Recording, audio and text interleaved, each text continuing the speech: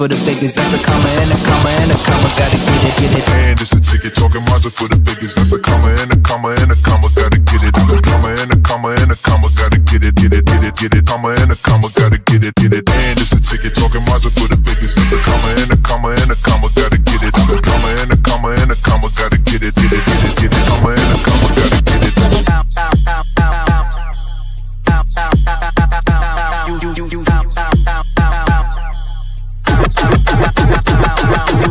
And it's a ticket talking Mazda for the biggest. That's a comma and a comma and a comma. Gotta get it. A comma and a comma and a comma. Gotta get it, get it, get it, get it. Comma and a comma. Gotta get it, get it. And it's a ticket talking Mazda for the biggest. That's a comma and a comma and a comma. Gotta get it. A comma and a comma and a comma. Gotta get it, get it, get it, get it. Comma and a comma. Gotta get it, get it.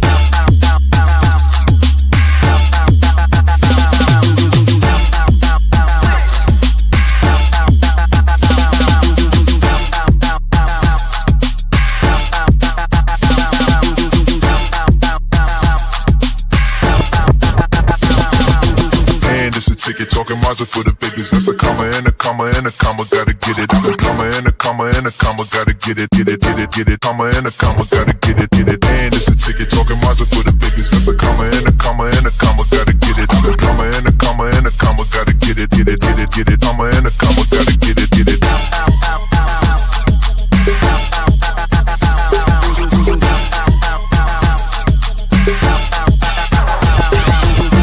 It's a ticket talking Mazda for the biggest. That's a comma and a comma and a comma. Gotta get it. A comma and a comma and a comma. Gotta get it, get it, get it, get it. Comma and a comma. Gotta get it, get it.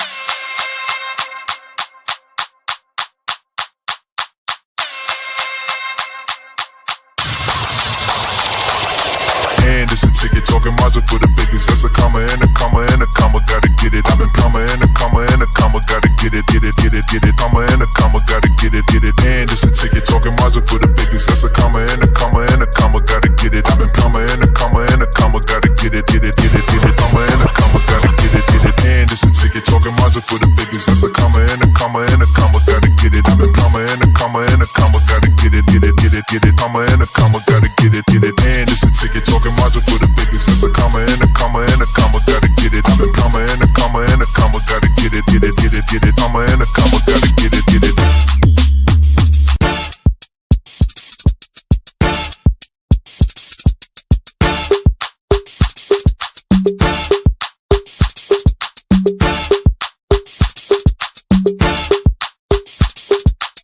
And it's a ticket talking Mazda for the biggest. That's a comma and a comma and a comma. Gotta get it, get it. And it's a ticket talking Mazda for the biggest. That's a comma and a comma and a comma. Gotta get it. A comma and a comma and a comma. Gotta get it, get it, get it, get it. Comma and a comma. Gotta get it, get it. And it's a ticket talking Mazda for the biggest. That's a comma and a comma and a comma. Gotta get it. A comma and a comma and a comma. Gotta get it, get it, get it, get it. Comma and a comma. Gotta get it.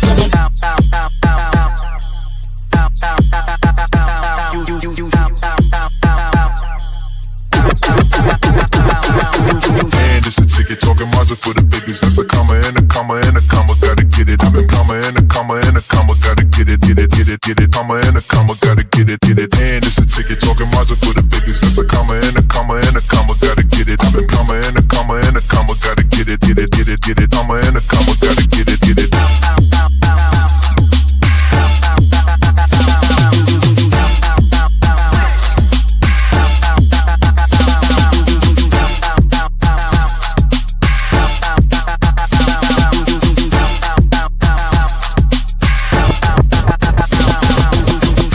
Ticket talking Mazda for the biggest. That's a comma and a comma and a comma. Gotta get it. A comma and a comma and a comma. Gotta get it, get it, get it, get it. Comma and a comma. Gotta get it, get it. And it's a ticket talking Mazda for the biggest. That's a comma and a comma and a comma. Gotta get it. A comma and a comma and a comma. Gotta get it, get it, get it, get it. Comma and a comma. Gotta get it, get it.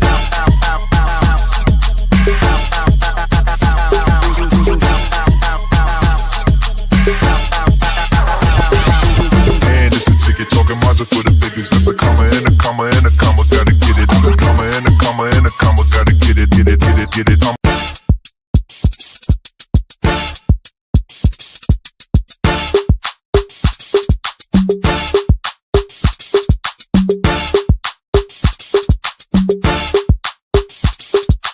And it's a ticket talking Mazda Mazda for the biggest. That's a comma and a comma and a comma. Gotta get it. And it's a ticket talking Mazda for the biggest. That's a comma and a comma and a comma. Gotta get it. I'm a comma and a comma and a comma. Gotta get it. Comma and a comma. Gotta get it. And it's a ticket talking Mazda for the biggest. That's a comma and a comma and a comma. Gotta get it. I'm a comma and a comma and a comma. Gotta get it. Comma and a comma. Gotta get it.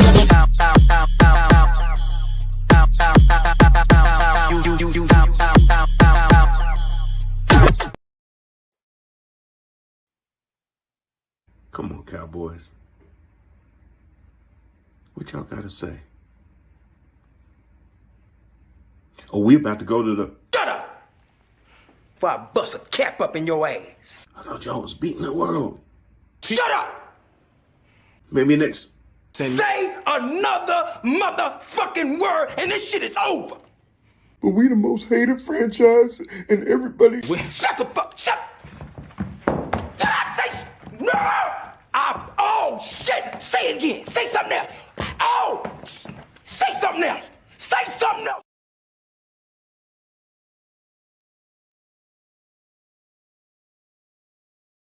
Because I am that petty. Yes.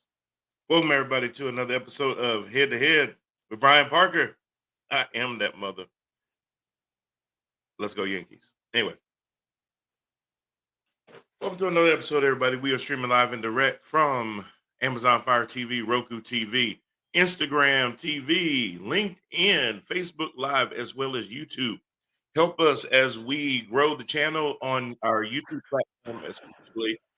We are on our way to 10,000 subscribers. So please, if you go to YouTube, please search Empower TV, like, share, and most importantly, please subscribe.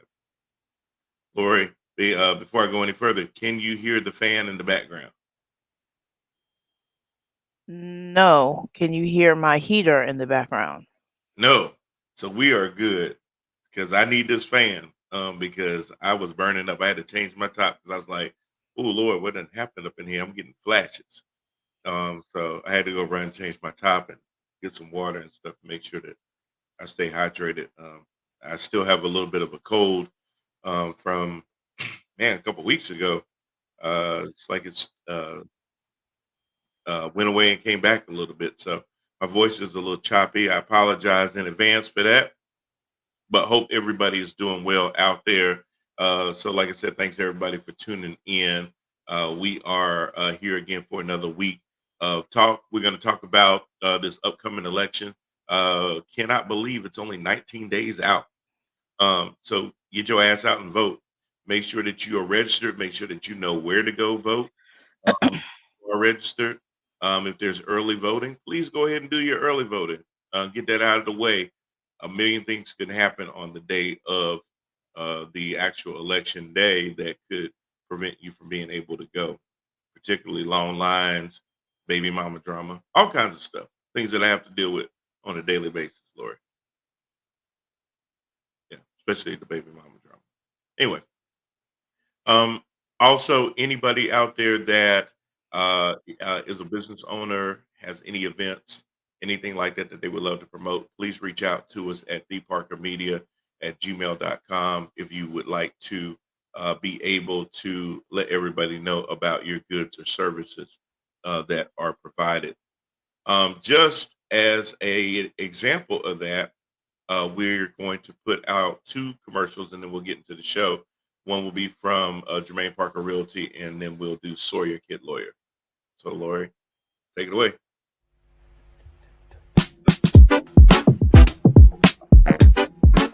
Buying a home is one of the biggest decisions that you'll make. Here at Jermaine Parker Realty, we're here to help you navigate through that process. We know that a home is more than just a place to live. It creates memories. Here at Jermaine Parker Realty, we're here to help. Give us a call and let us get started on your journey.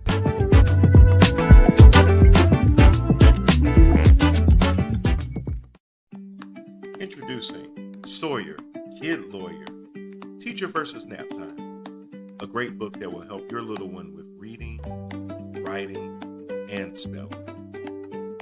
coming from the authors Shanine and Sheldon Moultrie. Please check this book out and support. Thank you so much.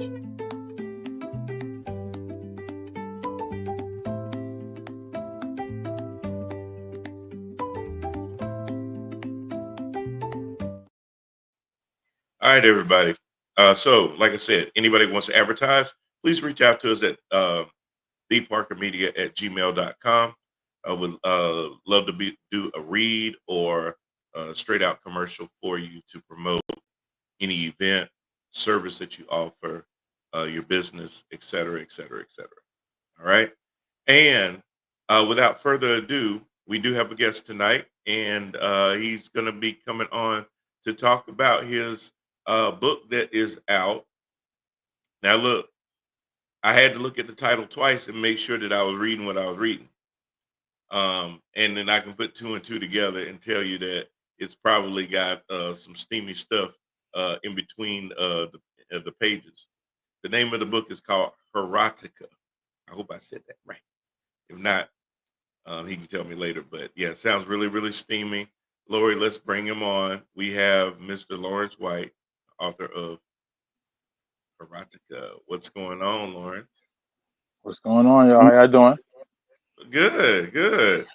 So let's see. So the name of your book, Erotica,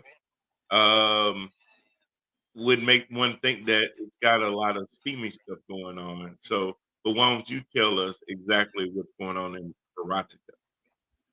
Yeah, absolutely. A lot of steamy stuff. Each poem has something to say sexually. There is pent-up aggression within those words. Yes, absolutely. Okay, okay. I appreciate you bringing me on today, though. Thank you very much. Oh, absolutely. So this is a book of poems. How many poems are in the book? 61 in total. It will be the first of many. I probably should have about 3-4 more erotica poetry books coming out within the Okay. next year, and a few more regular about love and life. Nice, nice. And this is your first book? Absolutely, it's long Wow. overdue. Wow. Long overdue. Should have been out a long time ago. That's got to be exciting, but at the same time, probably just, you know, frustrating, trying to get it out and get it going, making sure that it's right and you feel like it's the right time and said everything you wanted to say. And I'm sure all of those things come to mind. So uh how did you feel now that you got it done, you got it actually published? I believe it's available online. So how do you feel now that, okay, I've been working on it all this time, probably starting, stopping, and all those kind of things, and now just finally saying, I'm done. Oh, to be honest with you, I've been done for years. It just was a waste of time on my part. I'm gonna be totally honest. Um, I have been a waste of time on my part, neglecting, and it hit me one day. I just been wasting my time sitting back and got so much words written down, and I ain't haven't been putting out no books. Oh, So wow. that kick in the ass I put in myself. That's why it's gonna be so much coming back to back because they just been sitting. I I got just you. need I just needed to get that push within myself to get it done. And now you see by getting this one done, it's going to kind of spark all the other ones to start coming a lot sooner. Oh, there will be another one before the end of the year. Wow. I just got to finish editing it. So yeah, before the end of the year, I should have one. I want one. I want one to be around my birthday. So it's sometime by the end of December. Very cool. So now tell me about the inspiration of the poems. Are these all from personal experiences or where I want to make sure it's not like The Best Man. When we start reading it like that, and I'm the football player, and I'm going, wait a minute, you kissed me. So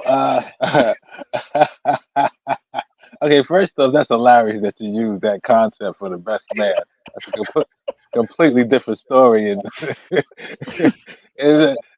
that's a whole different story for another day. That's hilarious, though. Make sure we didn't No, people. there are I would say about maybe about 30 to 40% of the poems are written from true life experience, and the Okay. rest is just from my naughty brain. But no, there's definitely some poems in there. You'll see.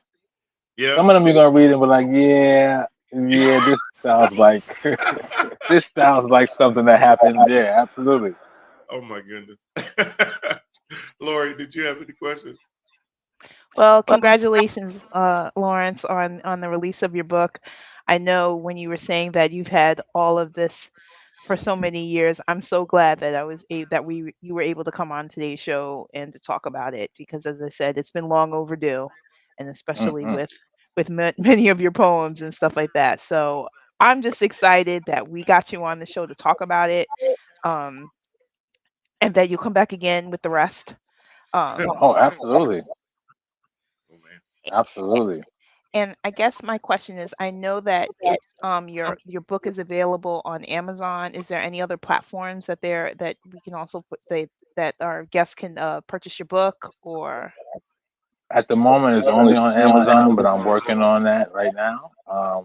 It should be on more platforms once the second book comes out because they're looking for a reason to put them on another one. okay? Um, and I don't know exactly when that's going to happen, but like I said, before the end of the year, the second one will be out too. But I'm too excited because, like I said, it's just been a long time overdue. The first time I saw it, my name actually in print, I had to shed a tear because it was just that's what you get for waiting so long, brother. It's Yeah. all my fault. Oh I'm my taking the goodness. blame for everything. Well, I'm no, excited for you. life is lifing. So things happen, things are go, but I think with your book coming out now, it's the right time. It's for everything. So it's just lining up for everything. And again, blessings, as I said, since knowing you for so many years. So that's why I was just like I was super excited and wanted to get you at least to talk about the book and Hmm. talk about your Appreciate poems. you. Appreciate you. Absolutely. Absolutely. Thank you very much. And and what we'll do too is that we'll definitely continue to push it on each and every episode. We'll put it on Roku and Amazon Fire TV as well as the YouTube channel as well. I may even cut a 30-second read like I did with Warrior Kid Lawyer. That way people will continuously keep hearing about it. What I'll do is if there's any other links that you want people to have, whether it's Instagram or anything like that that you want us to put in the read, let me know, and when I do the editing, I'll put all of that in so it will continuously play on a loop, so that people will see it. Appreciate that. Definitely will send you all the information. Okay. It's one link that goes straight to the Amazon account. Uh, but if anybody's checking to go straight to Amazon, you got to make sure you go to the book section. For some reason, there's a glitch in the matrix that you can't just search right away. You got to make sure you're in the book section before you search the name and for the book and my name. Okay. Very good. Very good. Franchise. This is Mr. Lawrence White. Lawrence has just come out with a very steamy book full of over 60 poems, and the name of the first book is called Erotica. So these are some steamy things that you can have on a nice Friday night with a young lady and a glass of wine and some tea leaves and see where it takes you. Um, Tea leaves, absolutely. I'm interested in where he shot that cover at because I need to get there and emulate that cover. Dubai, that's Yeah. say Dubai. Yeah, yeah, Dubai, yeah. yeah, And yeah. when I took that picture, I knew that was gonna be the cover, and that was 2 years ago. Oh wow. Nice. Nice, nice, nice. So Lawrence's book, Erotica, is available right now on Amazon. I believe it was 15.99. Is that what it was? I saw. Yes, sir. All right, yeah, that's a good deal. It is.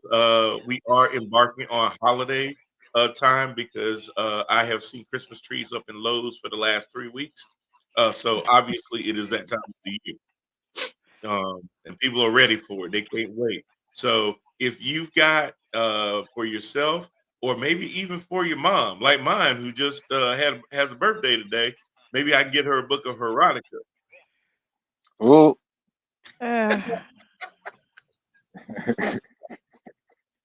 I don't know, player. listen, thank you. Absolutely. if you got a mom like mine, she would accept the book. Lawrence, I'm not trying to figure out that. No, Oh no no, one no, wants I to get know that. Let me live. Yeah, if you know of somebody that may be alone for the holidays, Valentine's Day, or something like that, definitely give them this book, because maybe it'll help them through a tough pinch, um, and work out some of them feelings and frustrations and the blue ball. But anybody else can just read them too, and release, or just enjoy yourself however you see fit. Um, you, Absolutely. of course, I'm wearing my famous shirt. Hot Tour I 2020. get, Spit on that thing. Spit on put shit on that. That's the title for one of my next poems. That's how it be. that. That's how it be. Hot Tour, the revenge. I got you. Hot Tour, she's back. Hot Tour. I might steal that title there, Brian. I'm not trying to say Hot Tour the Revenge. Oh, you can make a whole series out of it. Yeah. Hey now. Hot Tour strikes back. Yeah, Hot Tour, the brain game. see, let me start writing some of this stuff down. It's all right. You can watch the replay of the show, and it will just all be there. It'll be in rapid replay over and over again. Obviously, I'm too silly to write a book because, it would go left real quick. People would start reading it to start off normal, and then they go, "Oh hell, wait, what?" You see what I did for my first one, right? The next one's gonna be calm. Yeah.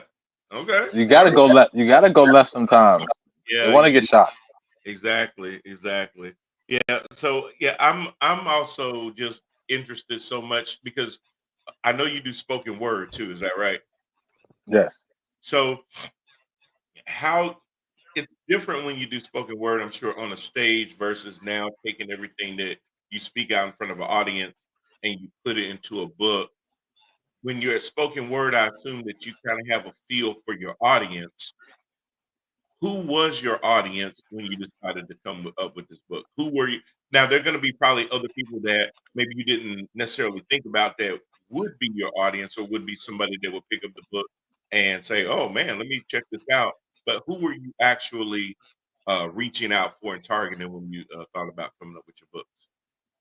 I'll tell you the reason why I started in the first place Okay. with erotic poetry in the first place. One of my favorite movies is Love Jones.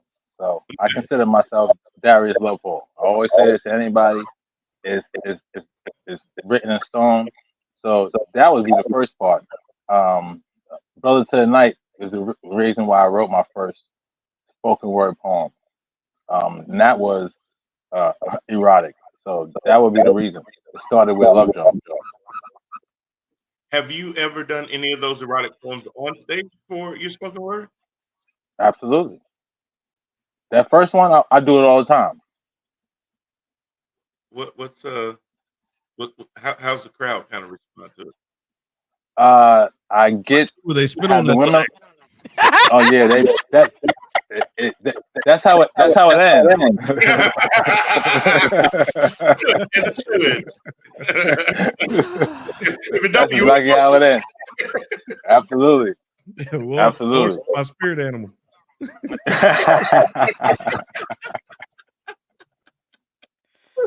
Oh my. So it's the poem the first poem I ever wrote erotic was the title is called Those Lips, so you can imagine. Mm, that's not good. Not too So I much. do it from both sides. I talk to the women in the beginning, and then at the end it's talking to the women from a different side of perspective, from the male perspective, so they can understand what the situation is about. Mm, I got you. Those lips. Those lips. I'm gonna write one like that, Lori. It's gonna be called Those Lips, and then the ones on your face. That's basically there's ones on the face. Wait. Oh, the ones on the face. Right. I got you. And the ones on the face. Right. You know what? I better stop. I'm hooked up on LinkedIn, so I know, and it's funny because I didn't realize when I stream on LinkedIn, I go to these conferences for my job. People be like, "Hey man, I caught you on LinkedIn the other day on your podcast." Ooh. I said, "Which one?" Oh shit. You know, you want to catch your hand in the wrong thing, right? Now when I go to my next conference, they're gonna be talking about, "You still got that Hawk Tuah shirt?" Like, please, y'all. I don't need HR coming up to me talking about we need Top B. Lord have mercy. But Yeah, anyway, that's a whole different conversation. it is a whole different conversation. But yeah, but it's hilarious. I'm like I said, I'm so happy that you were able to get your first book out. And I know you said you'll be trying to get another one out before the end of the year. We'll definitely promote it. Anytime you want to come on and talk about the book or any more platforms that you're putting it on, any website that you set up for it, let us know. We'll get the word out, and we'll definitely let people know that this is a must-read book and a good book to gift out for this upcoming holiday season. Well, the website is loveallwords.com. Okay. Loveallwords. Loveallwords.com. Yep, that's the website. Nice. Now, And the link, if they go to the website, is there a link that'll take them straight to the Amazon landing page? Absolutely. The link is on the website. Yep. Nice. Okay.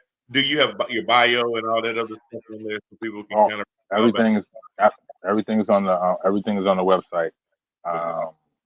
Okay. It gives you the links to poetry, books, other things that I do on there too. But this is the first book that's linked on it. All right, y'all heard it. Lawrence White, author of Erotica, Love All Words .com. Check out his new book, one of many to come. You spell that any way you want. Lori, I'll explain that to you later. She don't get it. But she gonna get it though, right? Yeah, of course. Anyway, what do you think of producer? I take it back. I'm gonna inquire about my mama. What's going on with her?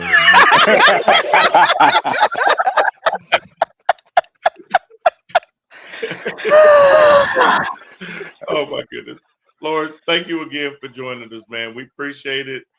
We will definitely keep up with you. Continue success, and we'll see you again soon, man. Thank you very much. Appreciate y'all. Anytime, y'all. Thank you very much, y'all. All right, y'all know what we got to do. Oh, I kicked out the wrong one. Let me put the right one in the green room. There we go. Okay, Lori, you clicking and I'm clicking. That's what it is. Let me try to do my job. You keep saying I'm not doing my job. Well, okay. File something with HR. Lord, everybody else is. I am HR. Yeah, how you doing? It's HR. So you can't be that person when I say I want to speak to the manager and you say I am the manager. No, she'll do the spin first. Oh, and then and when she come around, act like she's somebody new and different. Lord have mercy. I bet you will, Lori. Anyway, man, yeah, it was good having Lawrence on to talk about his book. Anybody else out there, if you've written a book or you're doing something like that or working on a project, even movies, things like that, we'd love to have you on to be able to talk about anything like that, short films. We always love just being able to reach back out, especially to our independent creatives out there, and be able to let everybody know about what they're working on or what they have out there to buy and purchase. Like I said, it's the holiday season.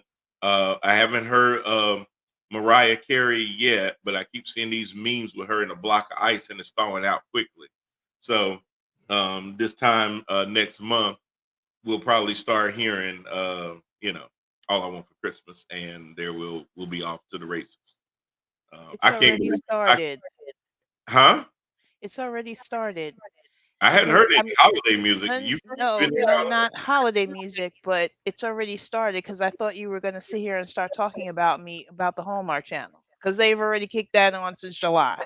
Oh yeah, they go ahead and start lubing and greasing with that well into July and August. And Um, now it's on play every week. and yeah, I know what you watch. I wasn't trying to put you on blast, not yet. It's all Anyway, right. You like I said, the, I watch it. I look at it on the this thing way. I don't understand is how they make so many Christmas movies and 90% of them have the same damn plot. Girl in big city goes back to her small hometown, falls in love with the biggest dick in the city. Not literally, In the town. guy, but a guy that's not liked by everyone because he's like a Scrooge. He doesn't have Christmas spirit. Nobody likes his ass. They fall in love. She teaches him the meaning of Christmas. He get down on one knee and proposes, and they live happily after the end. I saved you 2 hours of a Christmas movie on the Hallmark Channel. There you go. You're welcome. Nah, I'm going to watch. Oh, I'm sorry. There's some cheesy lines in between. Now the end. You're welcome. That's now I say that, but on the real, one of my friends, Tamala Baldwin, who's a director, producer, and actress, she did come up with a Christmas movie called A Blended Christmas. I do need to reach out to her, get her on the show because her movie that she filmed, and it even has the great Victoria Rao in it. If you remember her from shows like Diagnosis Murder and everything like that back in the day. She even I remember, yeah, I know you had that on the playlist at night too. She's actually in it as well. So this was a movie that she filmed and she got it on BET Plus, I believe, and it's going to air this holiday season. And she's been going around doing a few screenings in different places to promote the actual movie. So proud of her for that. It's not her first project that she's done. She's done quite a few other projects, but this by far has to be one of the biggest things that she's put out to date. So definitely want to get her on in the future to talk about Blended Christmas. Yeah, I kind of feel like I need to come out like with a single or something, Lori. Maybe I Oh, can, absolutely. you know. But we're not going to do the Hawk Tour series. That we're not doing. You're going to need to come up with something else. See, don't pour cold water on my dreams just because you scared.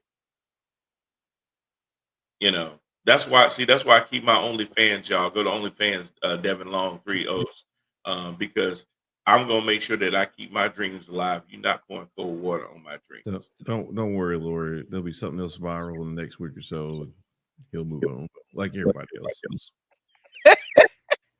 That's probably true, Lori. But wait and see. Don't cut me off at the knees. Anyway, I never. What are you talking about? man, I can't barely breathe. How you doing, JP? What's going on with you?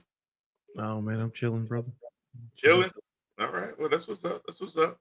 Well, we were chilling too because Lori wouldn't turn the heat on up in this place, but it finally got so cold. I said, "No, we got to get some heat up in here." No. Our viewers, that is incorrect. It was like a meat locker here on Monday. It felt like it was 50 degrees. I said, "Can we please put the heat on?" I felt because it was not below 55 degrees. It's when you start putting the heat on. And it hadn't reached that, but it was just so cold in here. We needed to put the heat on. Well, you can't always go by what it is outside because if the house gets cold and it's insulated, then the cold stays in the house unless you're going in and out a whole lot. That's why parents used to always say, "Yeah, y'all stop going in and out of the house. You Letting my good air out." exactly. You run up my electric bill." There was some truth to that. It's just the way they said it just seemed kind of crazy at the time, but there was some truth to that. So because you weren't going in and out, it just let that cold air stay in, even though it was warming up outside. It didn't matter. So yeah, it was pretty much a meat locker, and I finally just decided it's time for some heat. So it's very comfortable now, Jermaine. Very. Well, the fact that, we had on coats and jackets and socks and everything else. Yeah, that was a clear sign that it was time to move on from summer. Nah, you got to stick that out for another week or two. You got to get the savings in before you turn that furnace on. Hey, I feel you on that because I've enjoyed a $20 gas bill all summer long, and I know what's about to happen. Oh God, yeah, about to be about 200, 250. But Well, either that or we gotta get another heater. We gotta get another heater, little Yeah. portable heater. Well, what? Stay in one spot. Use that space heater. yeah, and then don't move so much. Yeah, I Well, totally. no, you can move. That's what can generate the heat. But Oh my goodness, man, y'all! Can y'all believe we only have 19 days to election day? Early voting, I believe, started in North Carolina today. Is that right, Lori? Okay. She took a break. Yes, it did start today, and it starts on October 17th through November 2nd. Okay, so 3 days before election day. That's actually a pretty good amount of time to be get out there. The thing I like about early voting is I don't have to go to my precinct. I can go anywhere they have early voting, and they'll pull me up that way. You do remember though, in North Carolina, you do need a valid state ID. If you're not sure what that is, please visit your local uh, voting precinct online or your local board of elections rather online to make sure that you know what acceptable forms of ID they take. Please remember to have it. If you don't have it, they're not going to let you vote. Okay. well, I mean, at this point, if you hadn't been registered to vote, Yeah. No, I mean, make sure you take the ID with you. yeah, Like, don't show up and be like, oh, I'll just give them enough information and they'll let me go ahead and do it anyway. You're gonna have to show them that ID. So make sure that you do that so that you can vote. Is so important. And like I said, and the other thing about early voting is the campaigns will know that you voted. They won't know who you voted for, but they will know who you voted. They will know that you voted. And the good thing about that is that they can concentrate their resources that they have towards those that may be still on the fence of either whether to vote or who to vote for. So they can do a little bit more targeting and stuff like that. Does that mean that you'll stop seeing commercials in between NFL games? No, you'll still see those, but they will be able to focus who they're targeting with their ads. I gotta be honest with you. If at this point you don't know who you're voting for, I would suggest that you sit this one out. That's an interesting take. I mean, really, because the candidates, what more do you need to see from these candidates? You're talking about somebody who in Trump for the last 9 years has been campaigning and stuff. He is who he is. Harris has been in the Senate, has been vice president. I mean, you've seen and heard enough. Yeah. What else do you do? And I hear the stupid stuff about I need to do my own research. Y'all the same people who couldn't do research in elementary school or junior high and high school and stuff, and you get D's and F's, but you want to trust your own research. Trust franchise research because you used to cheat off my homework anyway. You can do it again now. Don't get special now. Don't get special now. Jermaine, I agree with you to a point because I think where you're going with that is basically saying, look, y'all, the cake is already baked. It ain't like we can sit there and take it back out of the oven at this point and add any more ingredients to it. The ingredients have been in the cake. It's already been mixed. It's already been put in the pan. It's already been in the oven for over half an hour. It's pretty much done. There's not really a whole lot more you can add. You would be surprised, though, that there are still some people that, for whatever reason, look for some type of sign And that's really my point too. Is that, to your point, there are people who are looking for nonsensical things to make a decision, and I'd rather that kind of those are the same people who sit at Baskin Robbins with a little spoon who takes 12 flavors. Man, get the Rocky Road, get out my damn face, man. Like, make a decision. Stop sampling. Stop going around just sampling. It's the person that walk around BJ's on a Saturday morning and go up to all the sample trays so that they can eventually be full because they done had some meatballs in one place, enchiladas in another. I mean, really, at this point, you're not, because, and that's the thing too, when people talk about, I want to do my own research, a lot of people, the Vice President Harris has been on a media blitz here, coming into the final stages of this election. And before that, there were people who said, well, I don't know what policies are. And I'm thinking, well, you could, if you like go to the website, all the stuff's laid out. Yeah.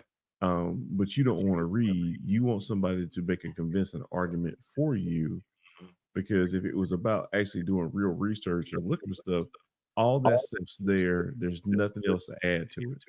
Yeah. So, at this point, you're waiting on a lucky star or a convincing argument or a meme.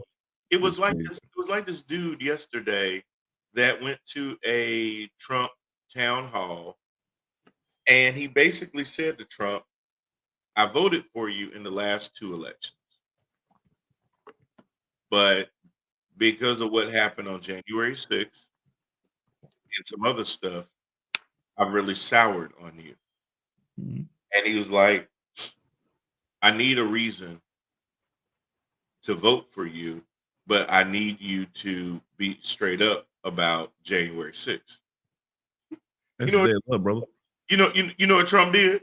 He basically told me, he said, well, he says, well, I'm not looking to gain you back. That's what he told him. Like, he doubled down on everything that he said happened on January 6th. It was a day of love, and all these other things, and would not finally, just give it up. He basically said, and paraphrasing, if that's how you feel, that's how you feel, but I'm not chasing your ass. And to your point, most people with half a brain would already know that probably was going to be his reaction, that he wasn't going to stop in mid lie and now turn back around after all this time and say, you know what, I was just messing with y'all. I know I lost. He'll never do that. And if you think that 3 weeks before the election, he's finally going to have some epiphany and give you a reason to go back home, he's not going to do it. If you left home, the only way you can come back is come back the same way you left. It ain't going to be no different when you come back home. You can leave home, his kind of home, for 5 years. And you remember, I'm going to get you, sucker. And when he came back from the military and his mama said, I left your room just the way you left it. And he go up in there and he's like, it's going to be just the way you left it, bro. Ain't nothing going to change. So, sometimes when you left, it meant leave and don't come back. Leave and chart a new course. And those are the kind of people who are grasping, who intellectually understand that Trump is a bad choice, but just please just show me anything. Just act presidential. If you can do it for a second. Yeah. And that's the reason that when he does have a good moment, they hop over it and they replay it because they know his supporters only need a moment. They can care less about how he's going to be over the term.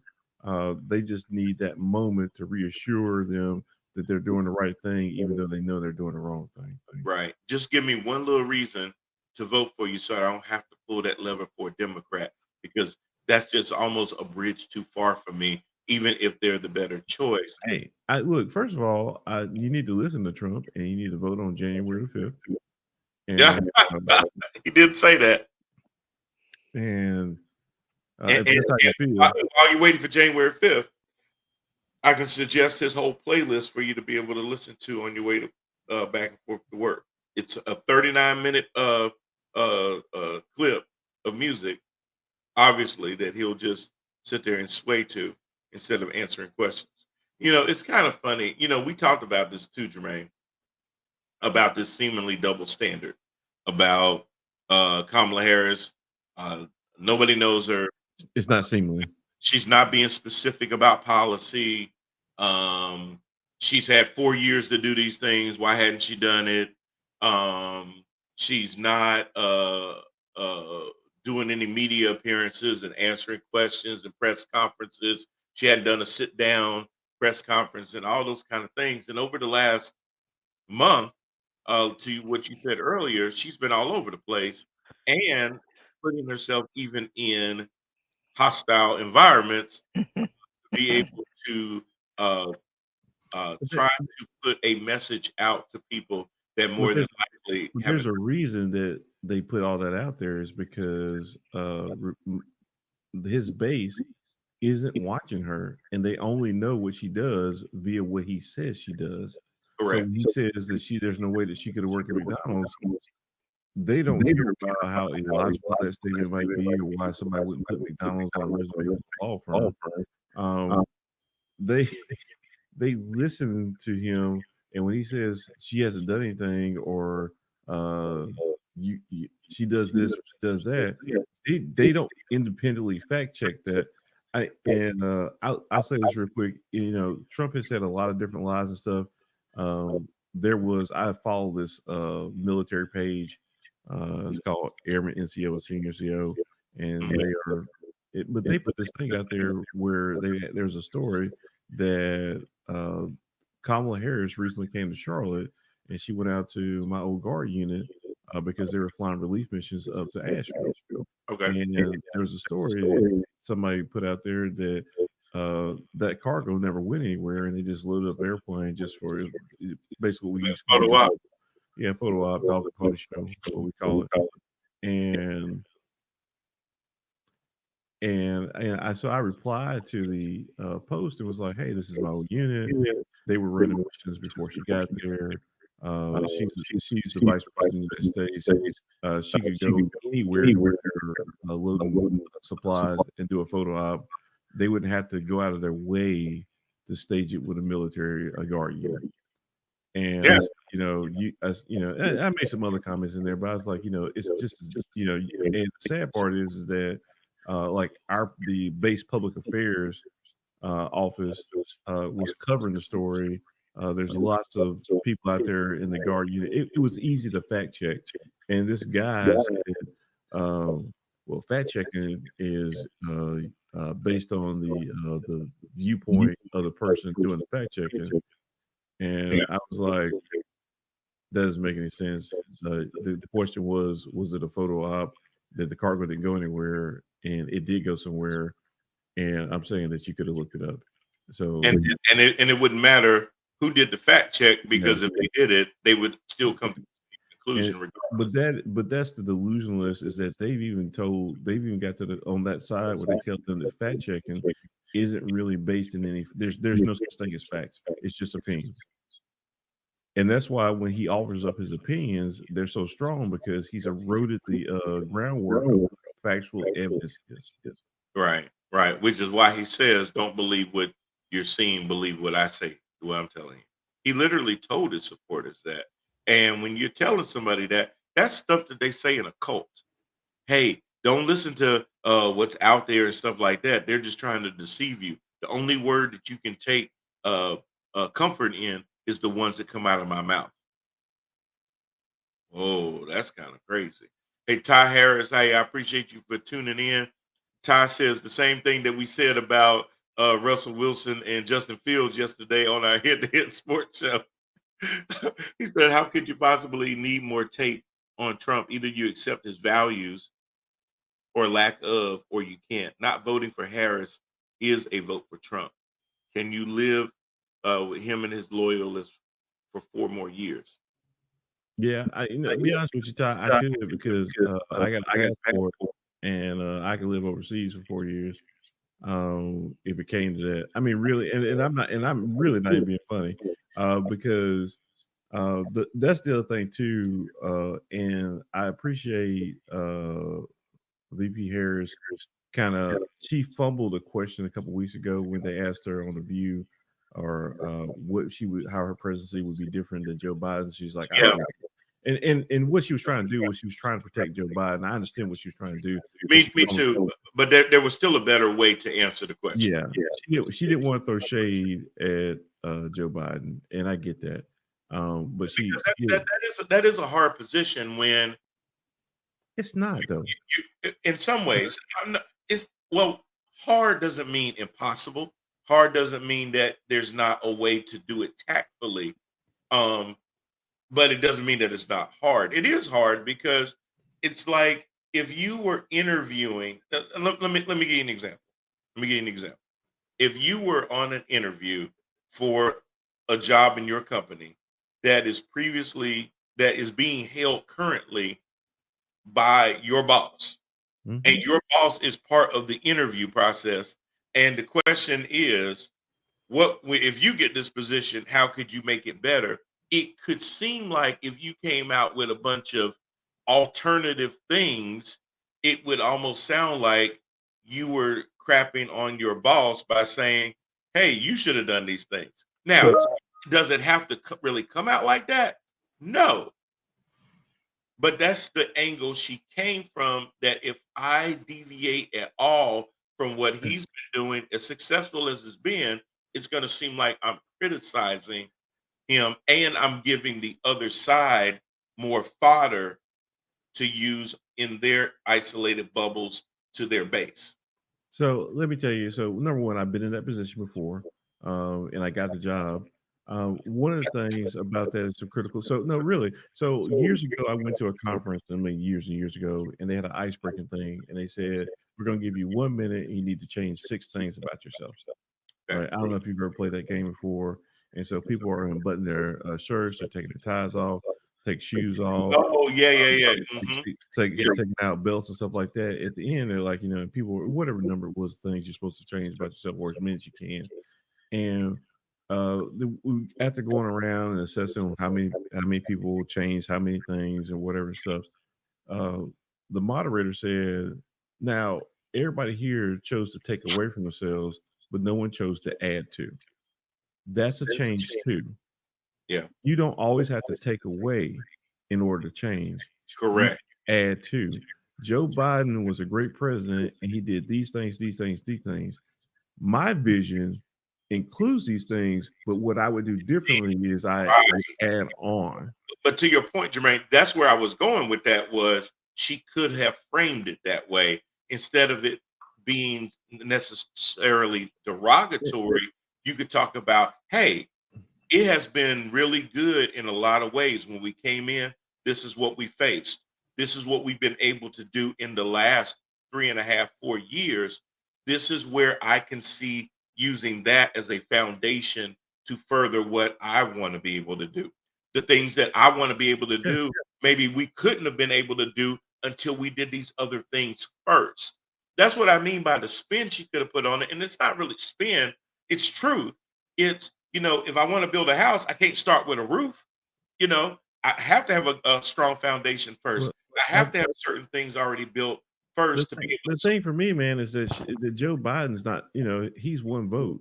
And if you're just worried about offending that dude who's on his way out, then your priorities are wrong. You need to be attracting, you need to be making a case for what's different and why you are different, why you're not that person and you're not just a clone.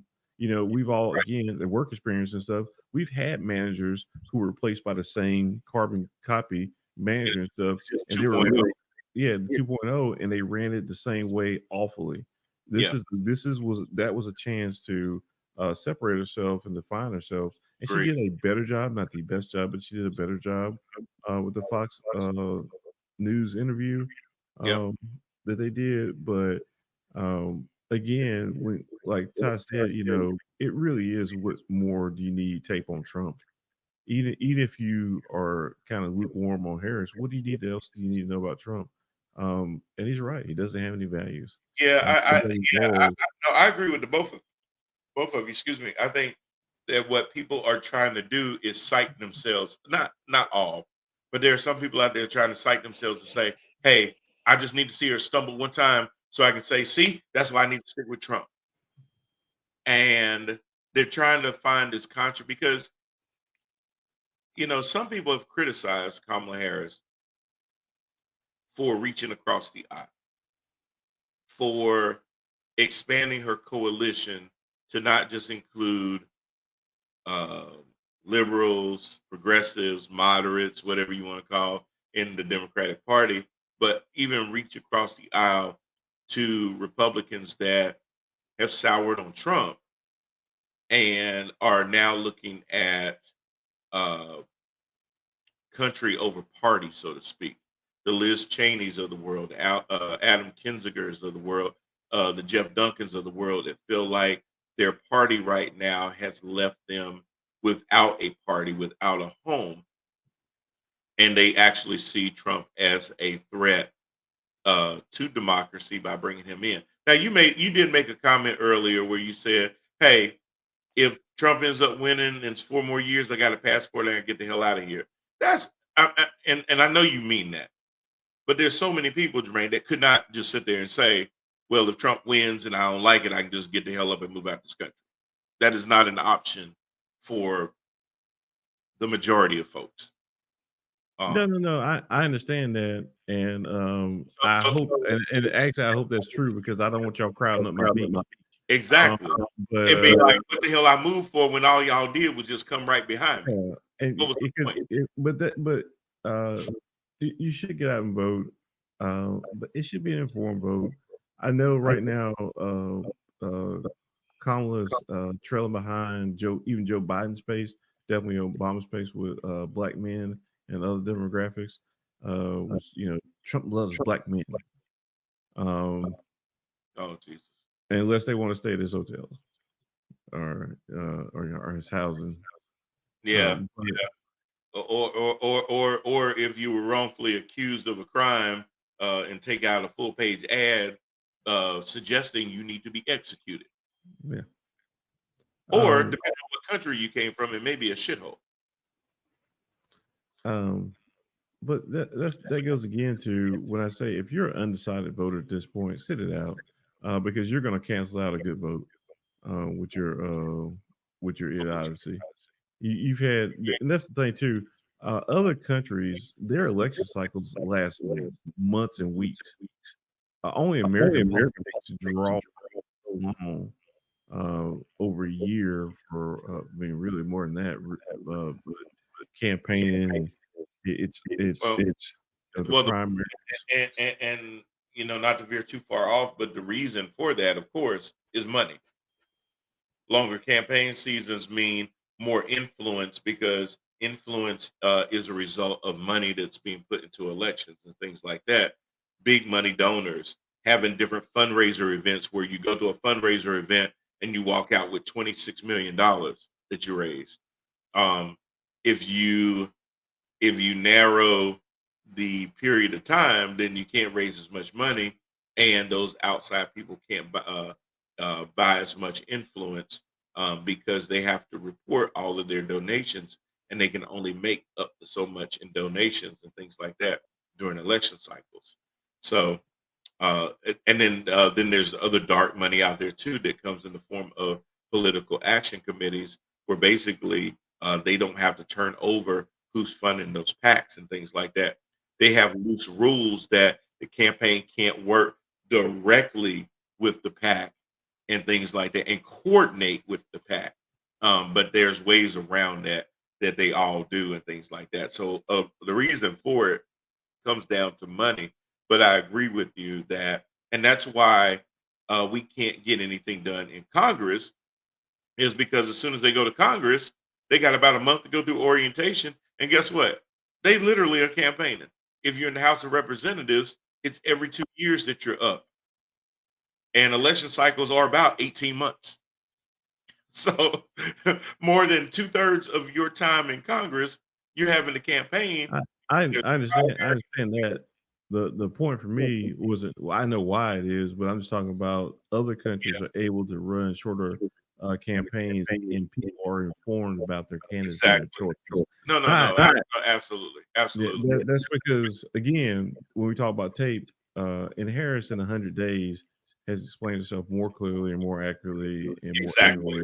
She's actually supported what you just said. She's given you reason to understand why this doesn't really take as long as it's been made to take, because she's ramped up all of her infrastructure. She's ramped up offices and door knocking and all these things that go into a campaign in a relatively short amount of time.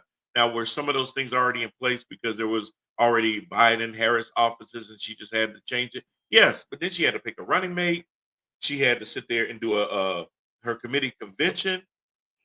She had to do all these interviews, press avails, all kinds of things, and she's done it in less than 100 days. And you're Yeah. right. And you're right. I don't think the more well-informed or intentionally intellectually curious person who, if they said, well, I don't know enough about her, to your point earlier, did not have avenues of being able to fill in the gap of information and be able And to go out there and say, okay, I don't know about her, but here are a lot of things about her that I can read up on. I find it hard to believe truly that at this point, if you're undecided, that you're going to actually vote.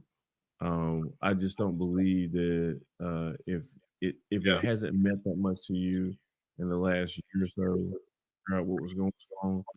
These last 3 days are not going to be an epiphany moment for you, Yeah. and you're going. And those are the same people.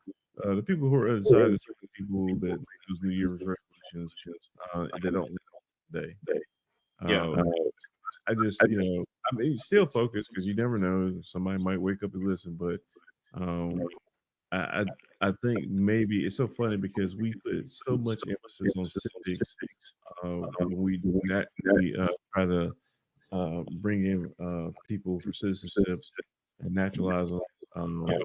They know more about how American politics works. Again, like stuff when people are like, she's had 4 years. It's like, well, she's like, we've heard that here on the show, at least last week, talking about what the difference is.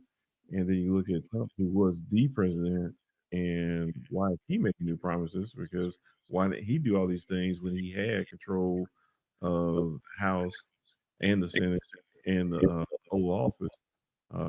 And that party's so dysfunctional. And it's another thing too. As you run into the season, I don't know how dysfunctional Congress is. And what Mike Johnson or that their efforts to elect the speaker, ousting speakers, not being able to do budgets, not being able to do simple business of the government and stuff. And as much as Republicans like to talk about stuff, all they want to do is go to the committee. Bless you. All they want to go to the committee and put on a show so they can use a clip for an ad. Yep. Well, thinking about the Fox interview yesterday that Kamala Harris did with Bret Baier, what were your takeaways from that interview? I know for me, you could tell that somebody used the analogy Trump worked the refs, because when he found out that she was coming on the Fox News, first thing he did was criticize who would be actually interviewing her by saying he was going to be soft. So it really seemed like Bret Baier heard that and made it a point that he was not going to appear soft, because he knows that when Trump says that, to your point, he's saying that to the listeners to say, hey, if you see him throwing her softballs, go after him and criticize him. So he made sure from jump that nobody was going to be able to say that he wasn't being aggressive. I just don't know how many Fox viewers actually tuned in for that.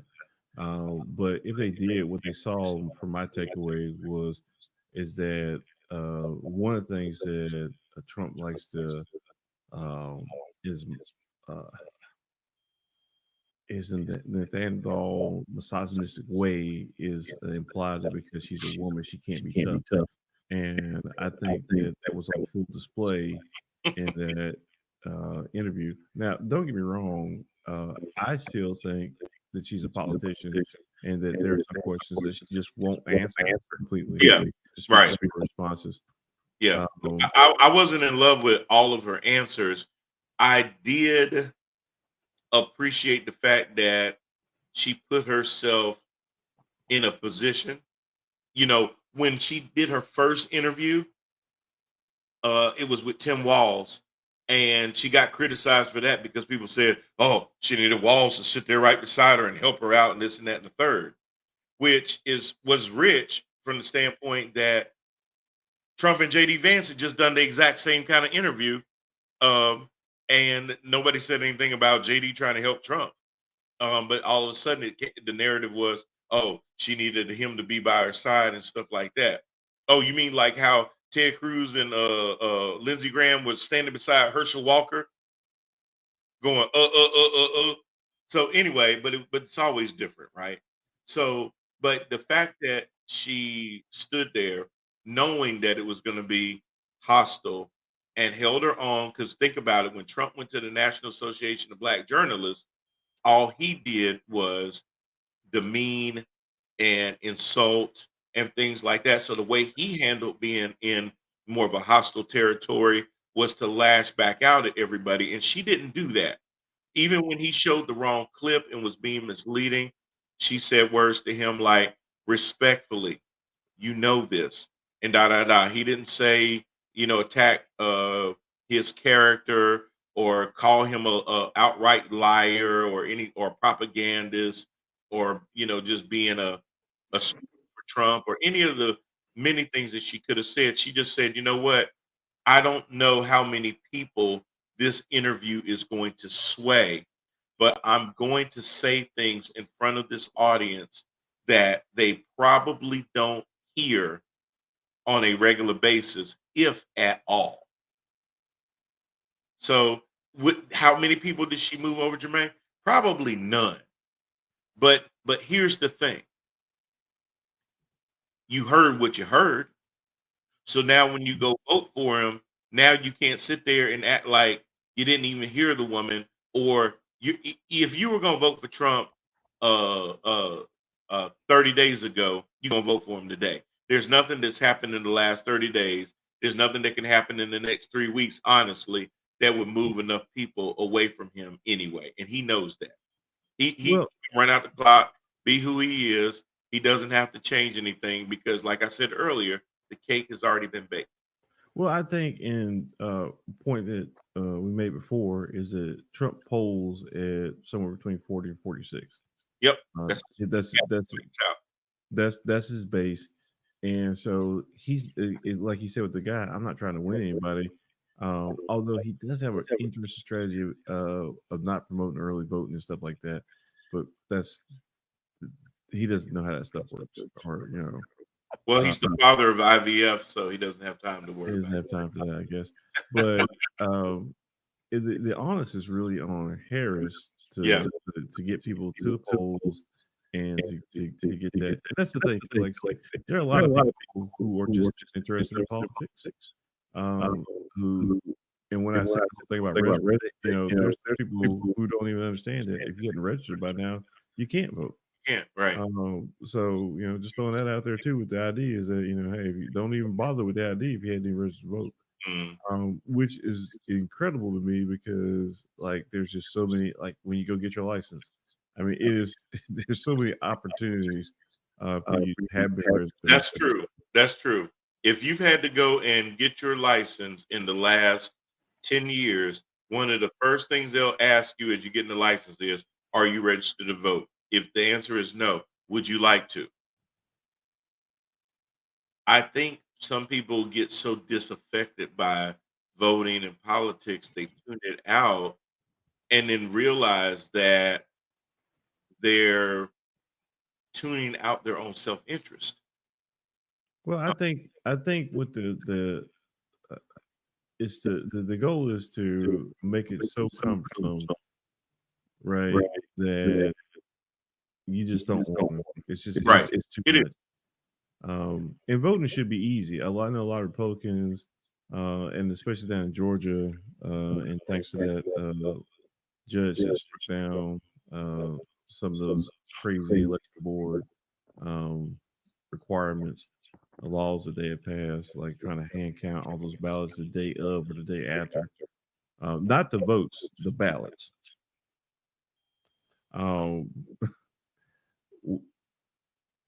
There are so many people that are trying to make it hard just to frustrate the vote.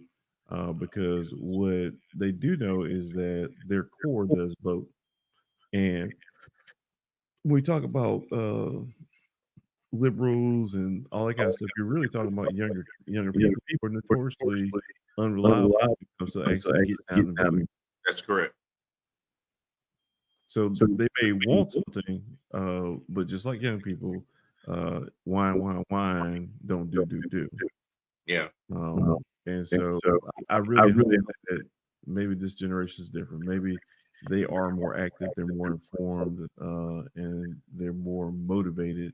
Well, we're gonna need them to be. We're gonna need them to go into public service, run for office, get a lot of these old octogenarians out of office and start infusing it with younger blood. Hopefully, seeing a younger candidate like Kamala. I think that was one of the things that was attractive about Barack Obama too. Was he's this younger guy that's running for president.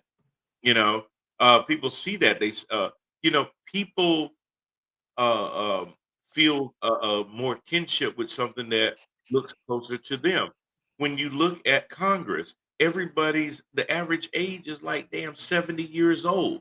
It looks like a retirement home. They call it Congress, but they could also call it Shady Acres. That's what it looks like. It doesn't look like the everyday person out there still working. It looks like AARP headquarters.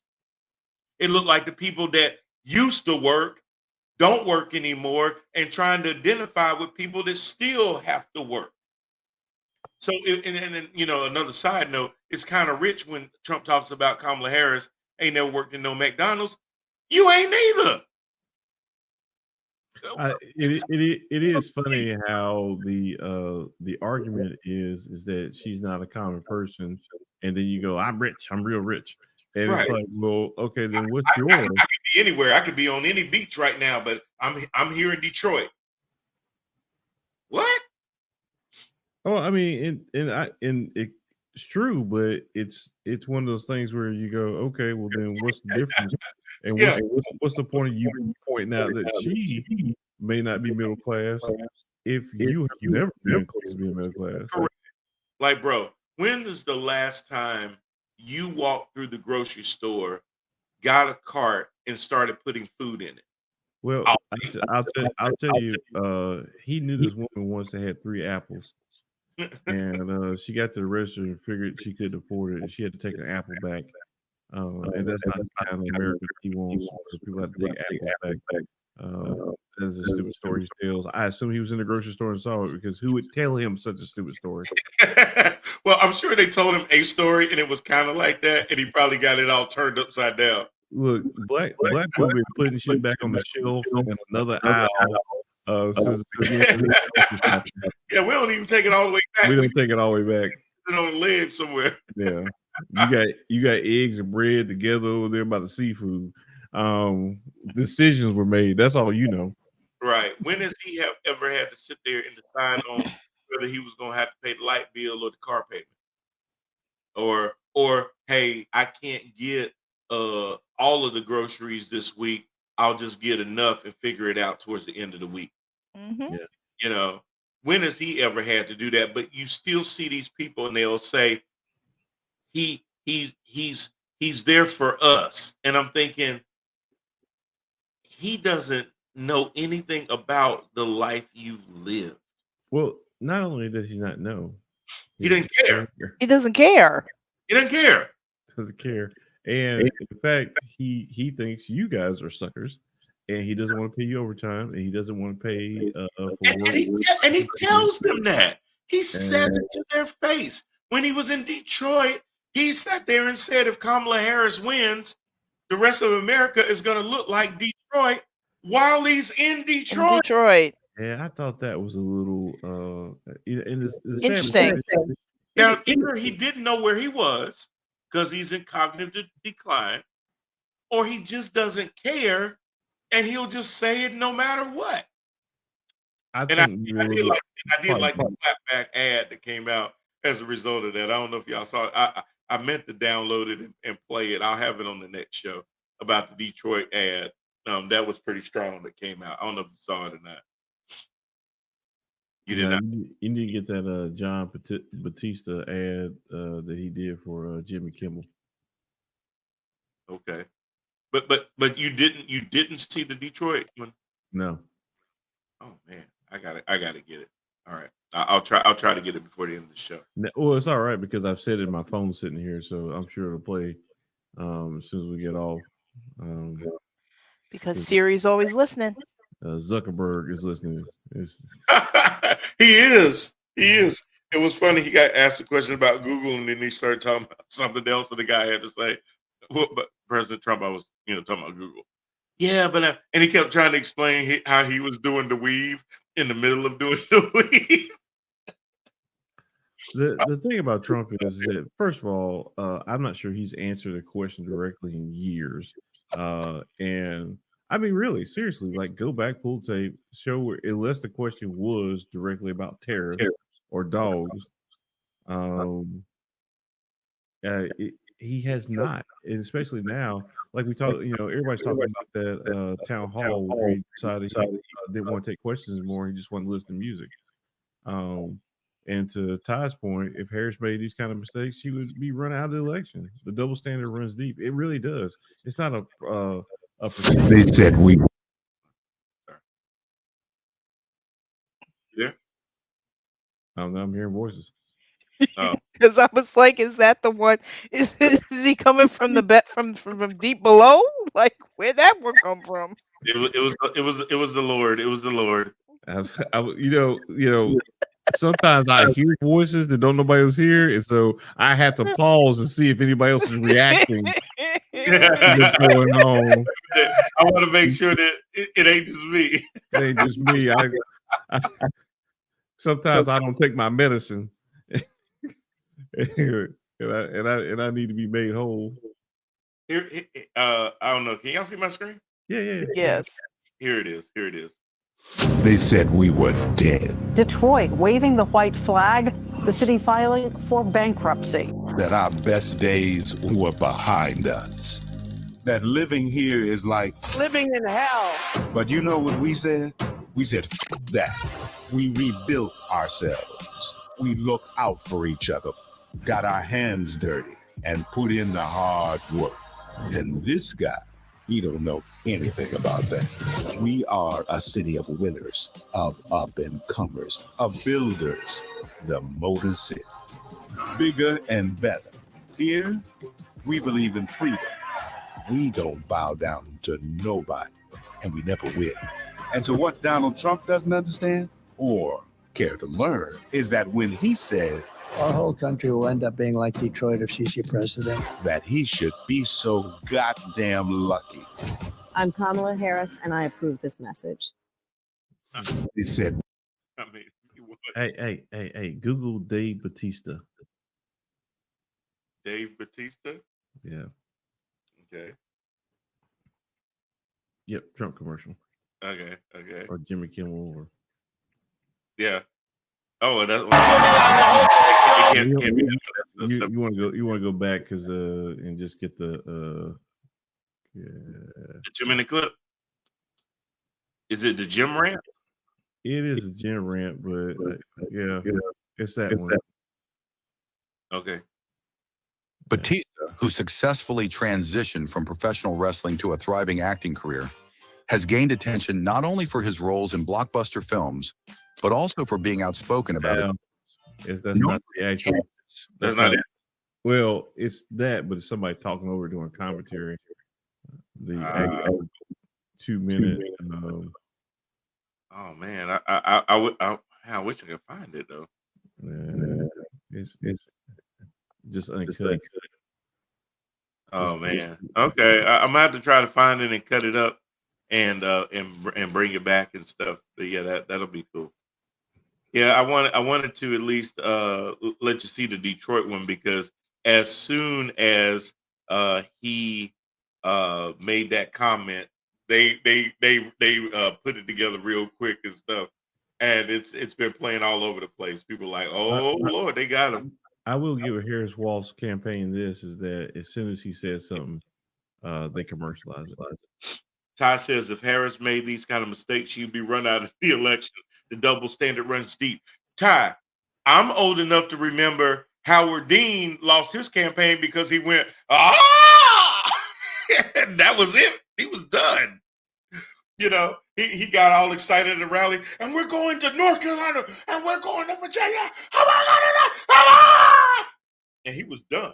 They were like, what the hell wrong with him? And they showed him the door. He got hooked like he was at the Apollo. I'm not, and I never will be, but I'm not really sure what it is about Trump in particular, because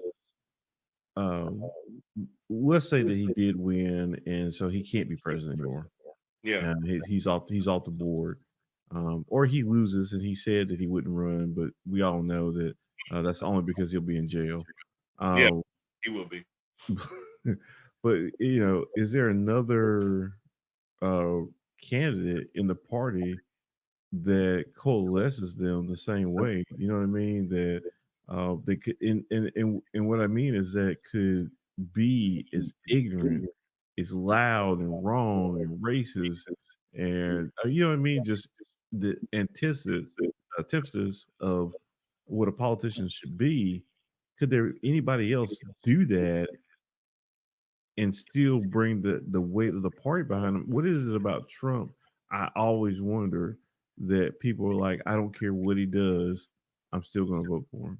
Well, I don't care what I find out about him. I don't care what he lacks. Go ahead, Lori. But I got my thought on that one. But go ahead, Lori. I keep thinking about the movie The Great White Hype.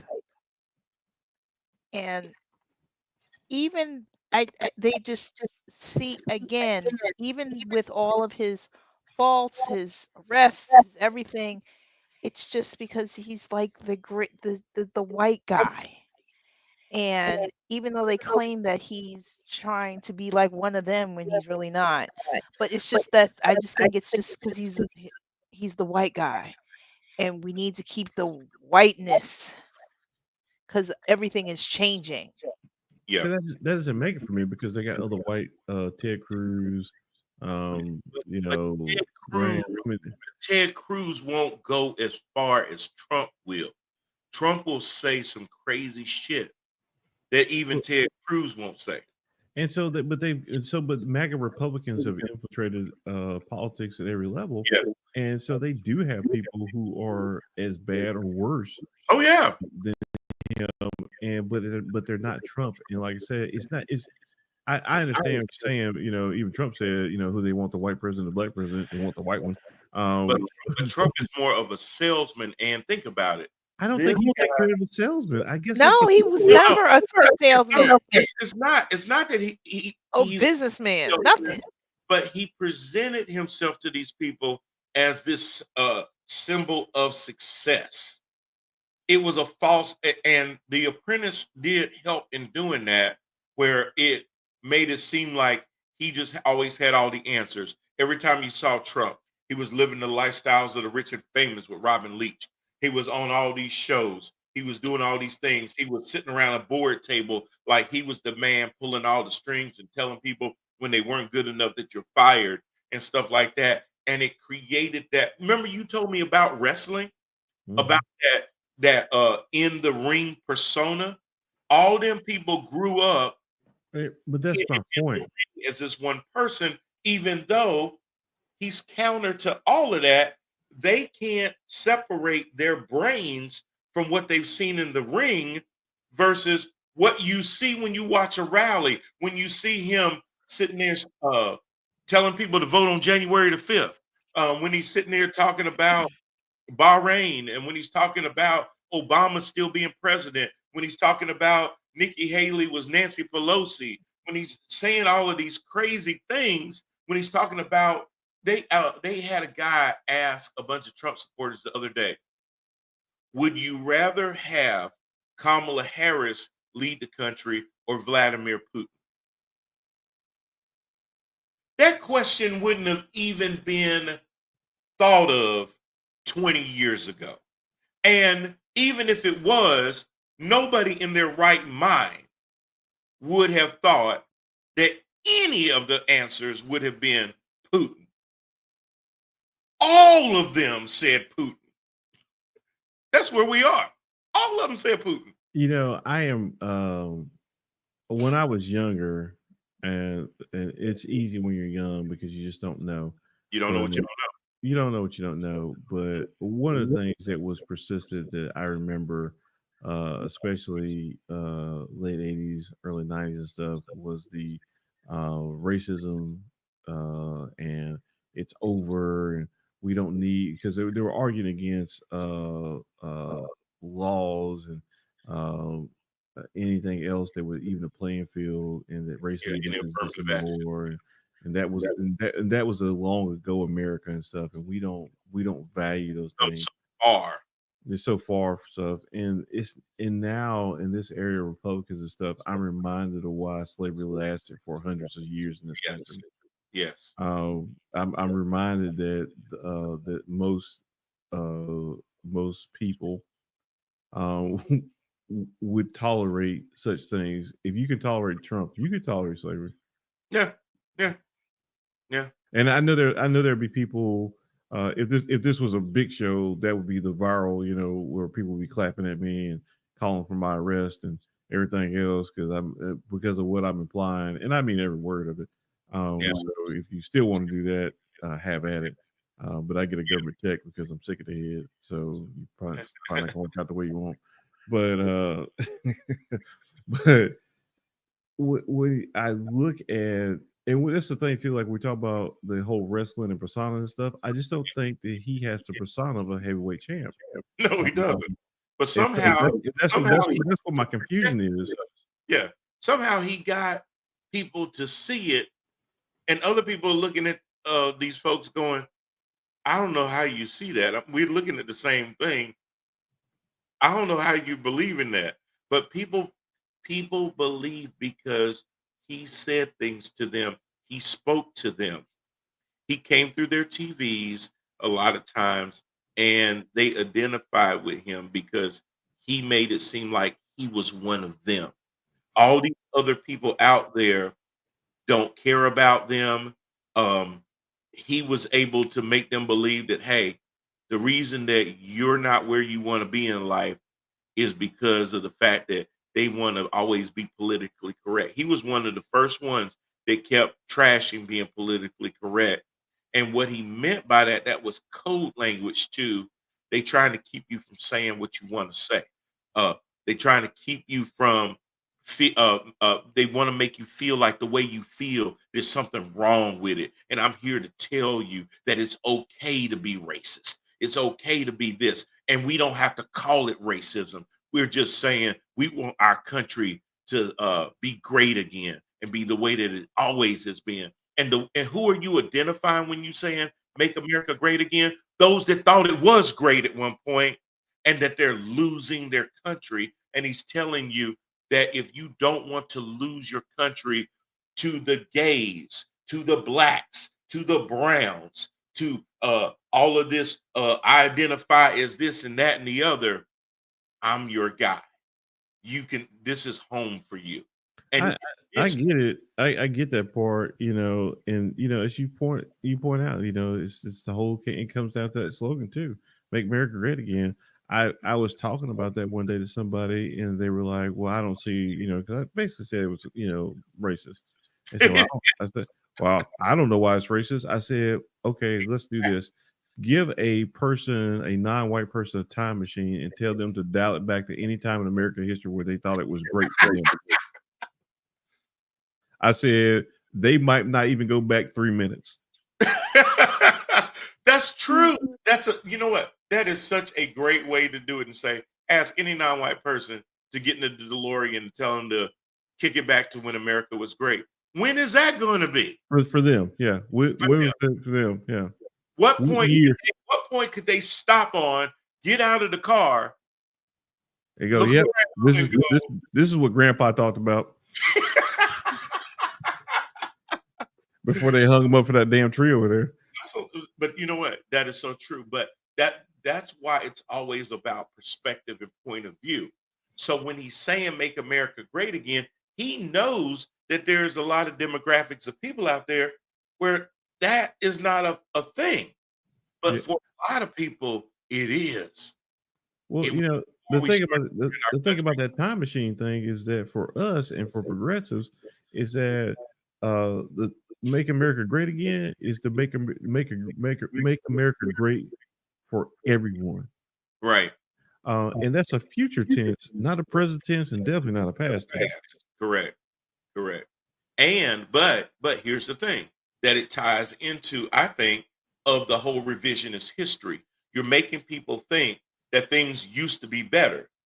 They That's were. why, but see, that's true for some, but that's why history and things like that in school are being eroded, because that's why they say, well, we don't want our kids to feel bad about them being white and this and that and the other and da da da da. The reason is because then they want them to believe that things were better back then, and if we go back to those things, even Mark Robinson talking about, yeah, I want to go back to a time when women couldn't vote, and that was a good time. Speaking of Mark Robinson, he did finally sue CNN yesterday. I don't know if you saw that. Yeah, he's just trying to save face. I heard a good commentary on it yesterday, and I was thinking the same thing when John Iadarola from TYT was saying it. Was, you know what? As soon as 3 weeks pass, it's going to go away. Yep. He's going to just drop the case. He's just doing it right now to hang on to see if it's enough to get him over the finish line. Because the reason is, when you file a lawsuit, there's this thing called discovery that comes into place where now you have to present. And there ain't no way in the world that he wants CNN to present everything that they have to show that there is no defamation and that they really have the goods and the receipts on him. He don't want that out there. So trust and believe he knows the legal process would go longer than the next 3 weeks, and that he's doing it to create a narrative that he's fighting back and trying to show any donors and voters on the fence that he can be trusted, because he's fighting the allegations that he has no intention of winning because he can't win them. Yeah. Yeah. Oh, That was a pretty interesting thing when I saw him up there, and his lawyer. These lawyers that are for Republicans, I remember when lawyers had a code of ethics, and the way they presented themselves and they talked with such legalese and stuff. It was like being in a doctor's office and they just talking all doctor jargon and stuff. Now these guys are more plain spoken, and they sound more like political PR representatives than they do attorneys. Well, a lot of that again is with the times, because Yes. Is eloquent as Trump is. A lot of people have followed. Oh yeah, behind that, because that's the way to go, because that's what people want to hear. I think maybe I've cracked part of it. Maybe Trump talks like some of the people that support him. Yeah. He believes in the same crazy ass conspiracy theories. He gives voice and what's the word I'm looking for? Not justification, but no, credibility to their thoughts and their actions. That's what I was saying earlier. He's letting them know, you're not crazy. You don't have to feel like you're a loner. I'm with you. I'm here for you. I'm going to be your voice. I'm going to be your retribution. Retribution. They love that. Why? Because they think they're losing ground and he's going to help them get it back. But listen, if he can get them to buy $400 sneakers, if he can sit there and get them to buy pieces of his clothes, if he can get them to sit there and buy NFT cards of him on the damn horse with locks of hair blowing in the damn wind, yeah, he can make them feel like that. Because you got to understand too, there is a certain amount of people out there that want to be lied to. Oh, absolutely. Absolutely. There just ain't no other way. They want to be gaslit. And he is one of the best at gaslighting your ass Well, because yeah, I'm sorry. no. I was gonna say, I get it. Like, video games. Um, People like to escape into fantasy and be detached from You know reality. that shit ain't real. Huh? But you know that shit ain't real. I don't know. You get trapped in there sometimes. You think it's real. I don't Like you know. in a Tron game or something. I'm an MVP. Yeah, like I beat the Dallas Cowboys the other day, 66-0. Like that was real. Yeah. Damn near if you've been to Detroit. Yeah, Cowboy fans, I'm sorry, but yeah, 49-6. I mean, don't say nothing the rest of the year. No, no. I always speak up for small children, old people, and fools. And Cowboys fans, you figure out where you fall on that list. But you can talk all the junk that you want to. Just But don't raise your voice. everybody gonna think you the crazy uncle at Thanksgiving dinners that just be shouting out stuff. No. I mean, you can say unreasonable things in a reasonable tone and be okay. But that don't sound like a Cowboys fan. No, but I'm saying way forward for Cowboys fans is that you can say unreasonable things in a reasonable tone and be okay. In Right. fact, that's how politics used to be, where people would say stuff, Yes. even if it was unreasonable, in a reasonable tone. Right. Like, maybe that could happen. Yes. And to button it up, I believe that's what happened to the Republican Party for the longest. Those voices had always been around, but they weren't so bombastic and so crazed and all of that. And then over time, the same voices just started communicating in a different way. And it finally took over. When they should have just cut it out when they saw it. They were like, oh nah, they harmless. All right, Grandpa, go ahead and take a nap. Let the adults in the room figure this out. We hear you. We hear you. And they placated to them for the longest, and then they started primarying them. Well, I think, and I'll wrap this up real quick. The reason MAGA succeeded is because the Republican agenda failed. They were so tired with them being so ineffective that they looked for an alternative, and that's what the alternative was presented to them. They Donald told Trump's rise years is you give us Roe v. Wade, and you never did. well, they hadn't had. Remember, Republicans run off of cultural issues, not policy issues.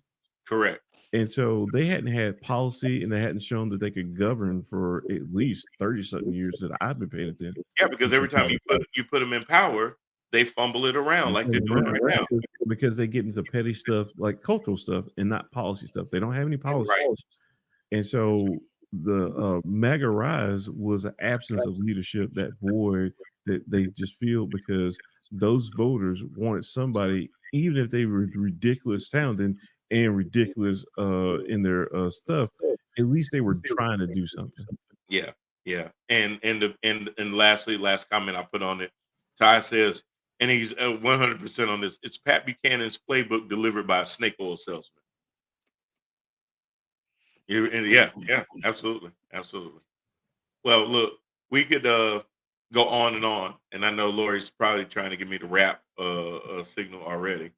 But we had an author that we wanted to talk to about his book Erotica. And just one more time, guys, if you are out there, we did have the author Lawrence White on earlier talking about his book Erotica. You can catch that on Amazon right now, Erotica, or you can go to Love All Words. loveallwords.com. We'll get that up for you, but check out his new book that's come out. It's a bunch of poetry, but it's very steamy. So make sure that you're not at work when you're reading it, because I don't, get distracted, especially if you're around heavy machinery. So anyway, be careful where you're at. You can do all things, but make sure you at the right place when you do it. Well, I want to thank my panel for joining us today for topics about the election. The most important thing to glean from this is early voting has started. Make sure that you know, and if you're going to wait until election day, make sure that you know exactly where to go. If there are voter ID laws where you live, make sure that you know you have the ID and you know what forms of ID are acceptable where you are. But most importantly, if you go to vote, go find somebody and take them with you and make sure that they vote too. There's power in numbers. And remember, if your vote didn't matter, they wouldn't do so much to try to keep taking it away. That'll do it for us this week. I'm Brian Parker. I got Lori Parker here, and the franchise, the one that keeps bringing us all of the overseas subscribers that for some reason don't speak any English, but it's because I love you a long time. And I spit on that thing. And they don't eat cats and dogs. Yeah. I know. Yeah, I can't do this. I do it. On that thing. Anyway, sorry, Lori. We had a little technical difficulty for a second there. But anyway, she's waiting to hit the button. We'll see y'all again next week. Y'all take care. Get out and vote. Peace.